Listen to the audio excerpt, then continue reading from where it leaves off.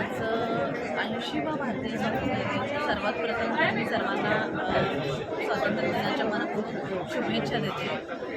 खऱ्या अर्थाने आपलं स्वातंत्र्य जे आहे ते आपल्याला सहजासहजी मिळाले नाही आहे. 250 वर्ष पारतंत्र्यात घालवल्यानंतर आपल्या स्वातंत्र्यवीरांनी जे रक्त सांडलं त्याच्या नीववर आज आपल्याला स्वातंत्र्य मिळालेलं आहे.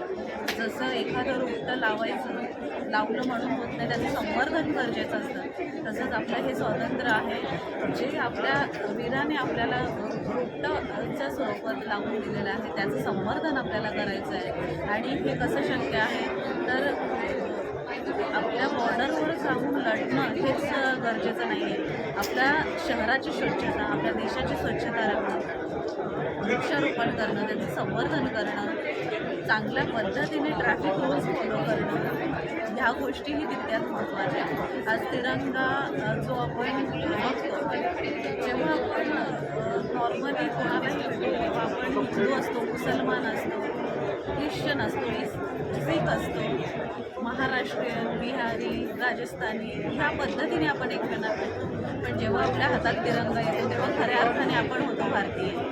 आणि हे भारतीयत्व आपल्या मनामनात रुजलं पाहिजे, देशभक्ती आपल्या मनात निर्माण झाली पाहिजे, ती जोपासली गेली पाहिजे. यासाठी आदरणीय देशाच्या पंतप्रधान नरेंद्रजी मोदी यांनी घर घर तिरंगा अभियान राबवलं आणि त्या अभियानांतर्गत सर्वत्र आपण तिरंगा रॅल्या काढल्या. आज या तिरंग्याला सलामी देत असताना हा दिवस आहे आपल्या वीरांना सलामी देण्याचा, त्यांनी जे रक्त सांडलं त्याची आठवण करण्याचं आणि येणाऱ्या भवितव्यात आपल्या भारत देशाला जगाच्या पाठीवर बलाढ्य राष्ट्र आणि प्रगत देश बनवण्याचं.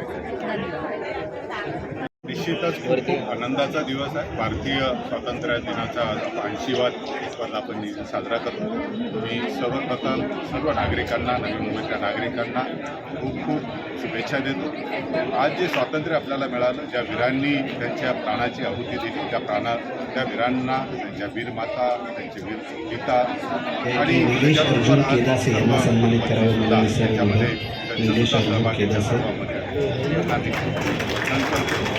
आपण सर्वांना हे जे स्वातंत्र्य आहे या स्वातंत्र्य आपण गर्दीजींना विनंती आहे की त्यांनी स्मिता काळे मॅडमला विनंती आहे की त्यांनी चंद्रकांत चिकणी यांना सन्मानित करावं, कारण वेगवेगळ्या विभागातले हे कर्मचारी आहेत.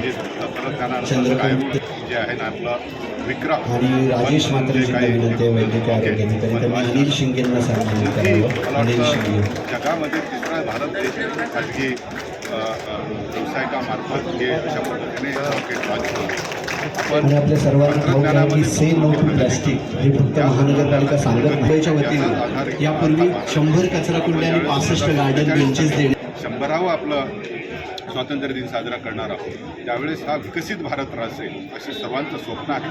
हे स्वप्न आपल्याला सर्वांना एकत्र येऊन आपल्याला तिथपर्यंत ते पूर्ण करायचं आहे आणि त्याचा पाठलाग हा आपण सर्वांनी करावा. पुन्हा मी या निमित्ताने सर्वांना स्वातंत्र्य दिनाच्या खूप खूप शुभेच्छा देतो. धन्यवाद.